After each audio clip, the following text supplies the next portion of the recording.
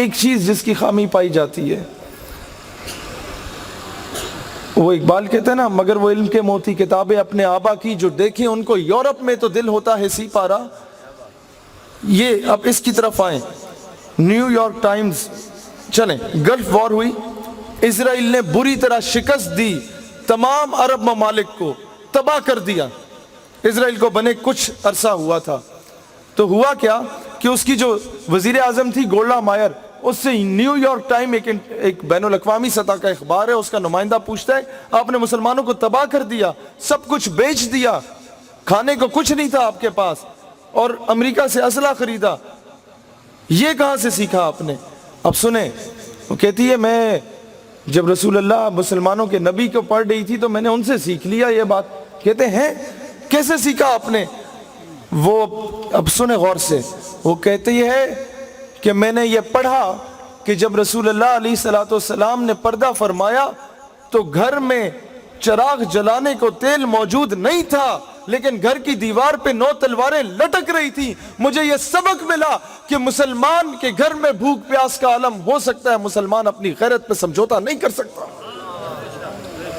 دوستان ذی وقار، یہ سمجھنے کی ضرورت ہے۔ 1857 کی جنگ آزادی کے بعد حضرت 2 کام ہوئے، مسلمانوں کو کیسے شکست دی جائے۔ انگریز نے کہا 2 کام کرو، ایک مرزا غلام احمد قادیانی کو انٹروڈیوس کرایا کہ یہ جہاد کی نفی میں کتابیں لکھے کہ دور حاضر میں جہاد جائز نہیں ہے۔ نمبر 1، یہ سب سے امپورٹنٹ کام جو اسے سونپا گیا۔ اور نمبر 2، دل سے عشق مصطفیٰ کی تڑپ کو نکال دو۔ علامہ کفایت علی کافی کو جب انہوں نے جہاد کا فتویٰ دے دیا جنگ آزادی میں، تو انہیں کہا گیا یہ فتویٰ واپس لے لیں، آپ بڑے بزرگ ہیں، ہم معاف کر دیں گے۔ انہوں نے کہا نہیں، یہ محمد عربی کا کلمہ پڑھنے کے لیے پڑھا ہے نا، چھوڑنے کے لیے تو نہیں پڑھا۔ تو ان کے سامنے علماء کو توپوں سے باندھا گیا اور پھر ان کے چیتھڑے اڑائے گئے، دنیا نے دیکھا۔ پھر علامہ کفایت علی کافی سے کہا فتویٰ واپس لو، انہوں نے نہیں لیا۔ اب سنیں، وہ بزرگ تھے، ان کی قمیض اتاری گئی اور استریاں پھیری گئیں، اور وہ استریاں یہ ڈالنس والی نہیں ہے بیٹا میرے بھائیوں، وہ استریاں جو ہیں وہ اس میں کوئلہ ڈالا جاتا تھا، بہت بھاری وزنی، اپنے دادی نانی سے پوچھئے گا، یہ بزرگ جانتے ہیں۔ وہ استریاں پھیری گئیں، پھر مرچیں پھینکی گئیں ان کے، وہ جب چمڑی اتر گئی، پھر استریاں پھیری گئیں، پھر انہیں جب پھانسی کے پھندے پہ اگلے دن لے کے جایا جا رہا تھا، پھر تر و تازہ ہو کے دبنگ طریقے سے جا رہے تھے، اور تب یہ نعتیہ کلامات لکھے تھے کہ کوئی گل باقی رہے گا نہ چمن رہ جائے گا، بس رسول اللہ کا دین حسن رہ جائے گا۔ اس کا پس منظر یہ ہے۔ تو انگریز نے کہا کیسے مسلمان کو شکست دو؟ وہ ایسے شکست دو، وہ فاقہ کش کہ موت سے ڈرتا نہیں ذرا، روح محمد اس کے بدن سے نکال دو۔ اور پھر ان کے بڑے بڑے سرداروں، نوابوں، شیخوں کو عورت اور شراب کا عادی کر دو۔ وہ فاقہ کش کے موت سے ڈرتا نہیں ذرا، روح محمد اس کے بدن سے نکال دو۔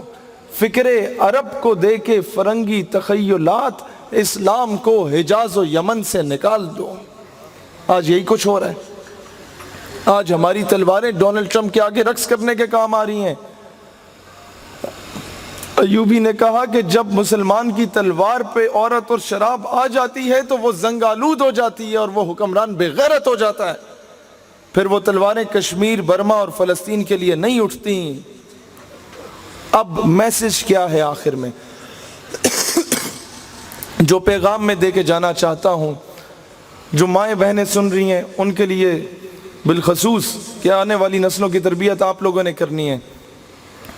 اپنے بچوں کو پڑھانا شروع کر دیں کہ بچہ تمہارے ہیروز وہ نہیں ہے جو نصاب میں زبردستی تمہیں پڑھائے جاتے ہیں، تمہارا ہیرو وہ ہے جو محمد بن قاسم 17 سال کی عمر میں ایک بہن کے خط کے پیچھے آ کے سندھ پہ چڑھائی کر چکا تھا۔ تمہارا ہیرو وہ ہے جو طارق بن زیاد کی صورت میں جب اس نے دیکھا کہ دشمن کا لشکر 10 گنا بڑا ہے اور واپسی کا رستہ صرف کشتیوں کے ذریعے جانا ہے، تو اس نے کشتیاں جلا دیں اور شہادت کو منظور کرنے کا فیصلہ کیا، پیچھے رخ کرنے کا فیصلہ نہیں کیا۔ تب جا کے جہادی اولادیں پیدا ہوں گی۔ اور تمہارا رول ماڈل وہ صلاح الدین ایوبی ہے کہ شام سے مسلمانوں کا قافلہ جا رہا تھا۔ اب دیکھیں اسلام امن کا درس دیتا ہے، میں وہ پیغام دینا چاہ رہا ہوں۔ اور پھر غیرت کا درس کب دیتا ہے؟ شام سے مسلمانوں کا قافلہ جا رہا تھا تو اسے صلیبیوں نے روک دیا، عیسائیوں نے، اور مسلمانوں کو تذلیل کا نشانہ بنا کے اس صلیبی جنرل نے کہا کہ کہاں ہے تمہارے نبی محمد، بلاؤ انہیں تمہاری مدد کے لیے آئیں۔ جب ایوبی کو یہ پیغام پہنچا تو وہ غیظ و غضب سے اٹھ گئے اور اللہ کے آگے ہاتھ اٹھا کے دعا کی، اللہ مجھے تب تک شہادت نہ دے جب تک میں 2 کام نہیں کرتا۔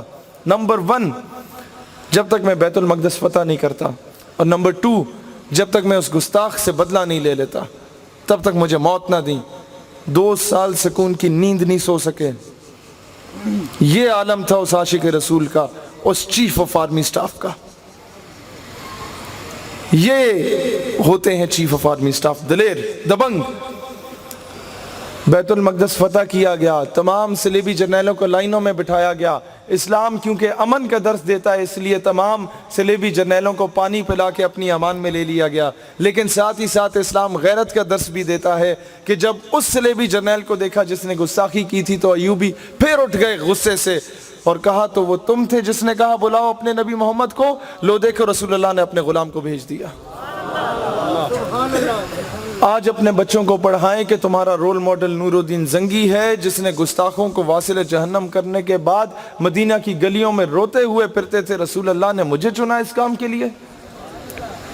اسی لیے آج اگر چاہتے ہیں کہ دنیا میں عزت سے جئیں، دنیا آپ کو بھکاری نہ سمجھے، دنیا آپ کو کمتر نہ سمجھے، دنیا آپ کو اپنا غلام نہ سمجھے، تو اس کا ایک ہی حل ہے، اپنے بچوں کو اپنے اسلاف کے بارے میں پڑھائیں۔